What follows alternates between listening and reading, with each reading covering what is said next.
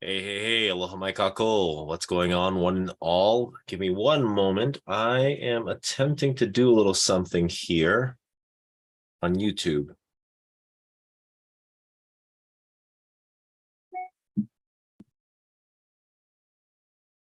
One moment.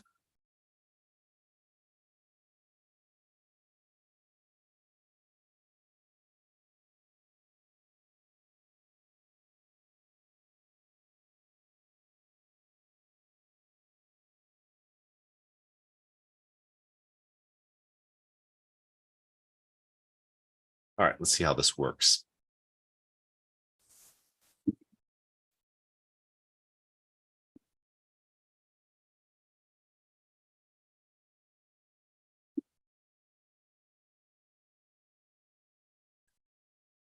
Okay.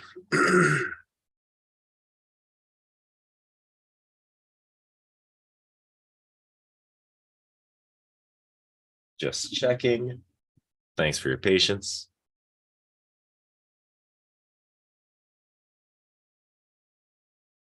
Okay. Not quite what I was thinking, but that is a-okay. I'm playing a little bit with some of this social media coverage and decided to see how that would work in terms of actually posting from Zoom, which I'm broadcasting from, to YouTube, to Facebook. Kind of happened spontaneously because I can post from to one.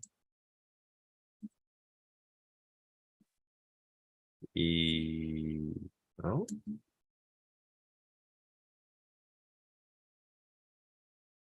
Oh, yeah. I can post to one from Zoom, and right now, currently, it's on YouTube. Anywho, it's my Monday nights where I like to update some things in terms of the happenings. Excuse me, the happenings of some of my intuitive investigations. And I had a long day at the beach today. Hung out with the boys. It was a wonderful day. I'm pretty tired, so I'm not sure how long this is going to go tonight. However, I wanted to update you because this stuff is just generally pretty interesting. I mean, I'm fascinated by it. Up until 2019, I thought a lot of this stuff was honestly bullshit. Not even that. I didn't even really consider what this was. So I didn't necessarily have much of a context for it. And so what I'm talking about in terms of all this is things along more celestial dealings, let's say, and how all of this can interplay with each other. And so a lot of what I do now is, well, there are layers to it. However, to provide a little bit more in terms of information and context for all of this, imagine, if you will, that you lived in a building, and maybe you already do, so it's probably easy. And that in this building, right, the higher up you go, the more power you might possess. And let's just say power is specifically finance. And with that, then you may not really interact sometimes at all with those who live at the top of the tower or the building. You may have some dealings, right, with people that you see more towards the bottom of the building. And in this, then there can be a lot that's happening both above and below you that you have no real idea about. Now, say, for example, someone in that building flushes something really kind of gnarly down the toilet. And all of that cascades down to each of the lower levels in the building. The different floors now, the plumbing of the different floors now are all affected by whatever had happened, say, on the 7th floor. And so as that all begins to affect more so that which is happening beneath the 7th floor, and say you live on the 3rd floor,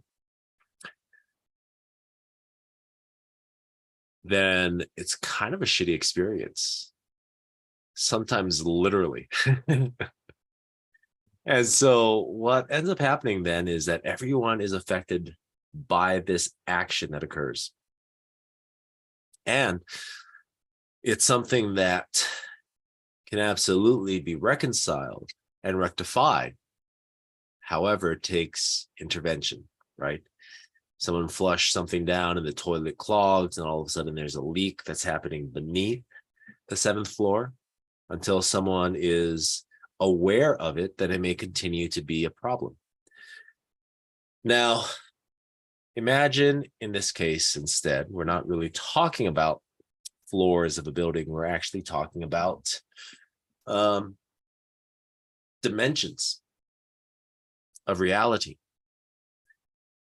And that something may be happening on or in the 7th dimension that can absolutely affect and impact what's occurring here and now in our 3rd dimensional reality.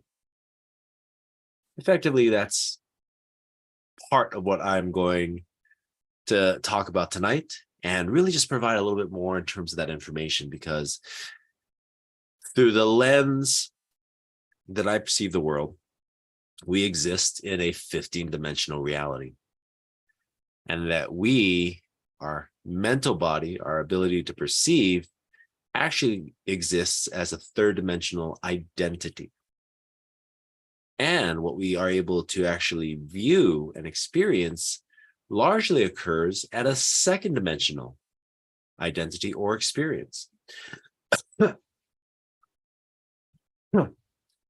And so what ends up happening with all of that is that if something is happening further up that line, it can affect, impact, and influence what it is that we are experiencing in our reality. And sometimes it's a little shitty. And so part of what I do is I monitor a number of different things, yet I monitor what's happening on effectively the edges of our reality.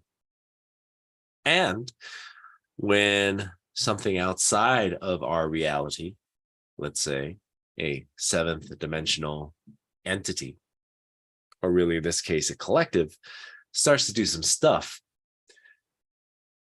then I've had the misfortune, I'm not going to say misfortune, I've had the experience of attempting to confront it directly, and quickly found out that that is well above and beyond my pay grade.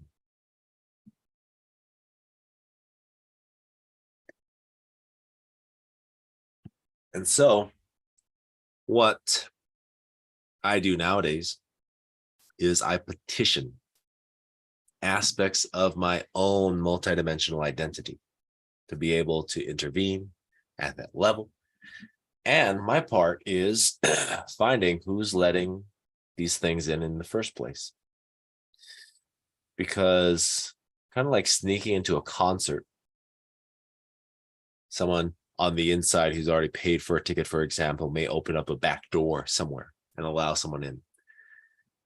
These entities need a point of entry, and that usually requires someone on the inside, and in this case, someone who exists within this reality. So my part is one, just observing, kind of sensing into things. And it's really a pretty interesting phenomena. I didn't know what it was when I first began to have these experiences. Well, consciously had these experiences in 2019.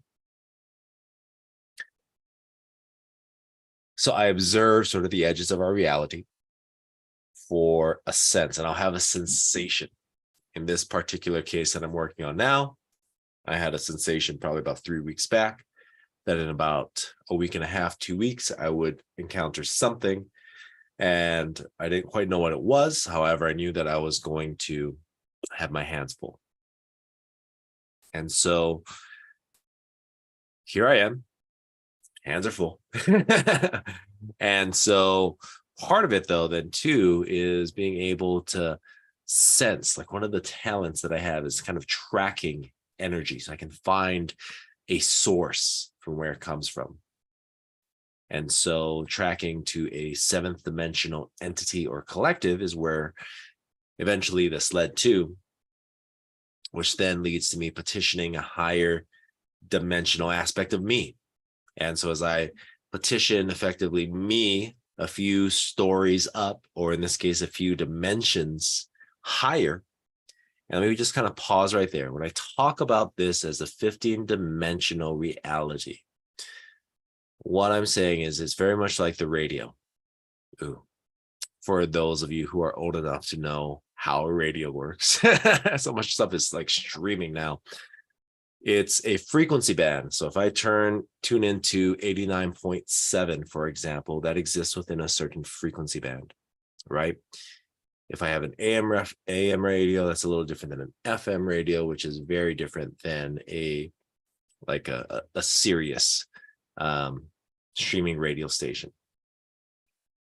And so we exist, most of our experience is actually at the second dimension in terms of physicality. And so our spectrum of frequency, and so very much like a radio station, we only get to tune in to maybe 2 stations, maybe 3 stations, because all we can access with our antennae, or in this case, our perception, is like this much. So this much will have like a oscillation or frequency, and all frequency is oscillation. It is the movement of highs and lows of energy. So we get about that much.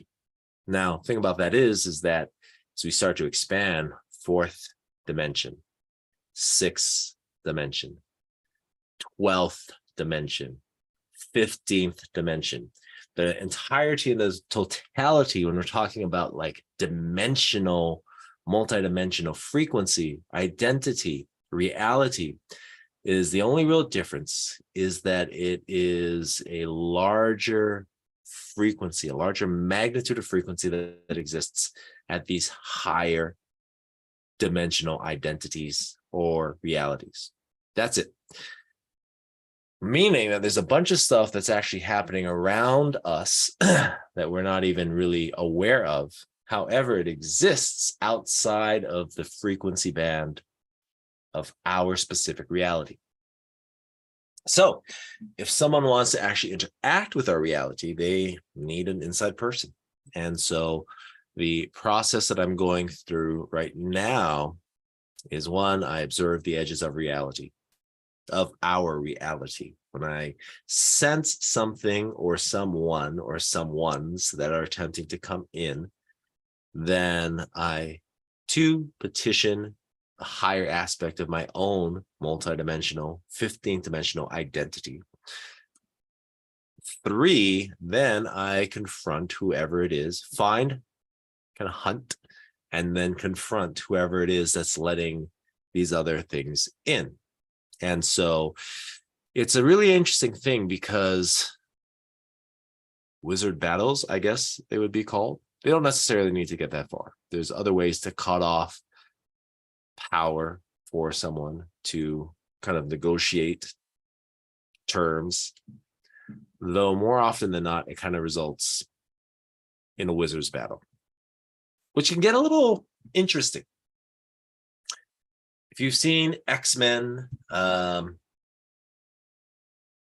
the one with Apocalypse, I'm not sure which one that is. I didn't really care for that one. That wasn't my favorite. In any case, if you've seen that one, there is a scene where Professor X and Apocalypse battle, and they battle on the psychic plane. And so you can kind of think of it like that. It is something that happens outside of reality, or rather the level of perception for your everyday person. Or consider, man, a lot of Marvel references. Doctor Strange in the opening scene, there is the ancient one who then battles, whatever his name is in the movie, but Milken, I forget what his name is. Anyway, the main antagonist of the first Doctor Strange movie, and they're battling in the mirror zone or what have you. So this is sort of on the outskirts of our reality, is sort of an energetic cocoon. It is something that exists not necessarily in our physicality, as it is a third dimensional identity, which goes into the mental body and a psychic realm of information.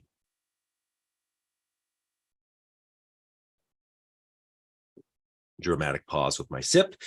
And that's where this happens. And it's been really interesting because what ends up happening with this is it can be often in that area a matter of will and creativity and emotion. And so one particular battle or experience, battle implies conflict, which implies tension.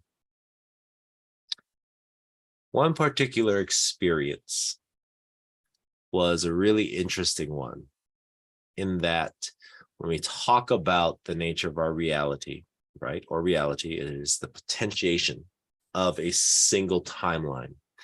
We can have infinite possibilities that exist, then based upon our specific intelligence, we have more focused probabilities. These things could happen for me in my life. And then where we place our attention upon creates a reality. In these kind of experiences, it sort of regresses more into that wave function rather than a particle. And so imagine, if you will, if you were standing across from someone and you were going to play ping pong.